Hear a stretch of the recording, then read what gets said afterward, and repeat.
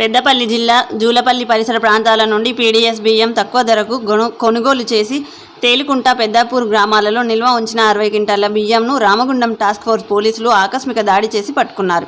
తేలికుంట జూలపల్లికి చెందిన ఎల్లంకి అర్జున్ ఇంట్లో 40 క్వింటాల బియ్యం సంచులలో నింపి ఉండగా, అలాగే పెద్దాపూర్ గ్రామానికి చెందిన చందా భారతి ఇంట్లో సంచులలో నింపి ఉంచిన పీడీఎస్ బియ్యం 20 క్వింటాల స్వాధీనం చేసుకొని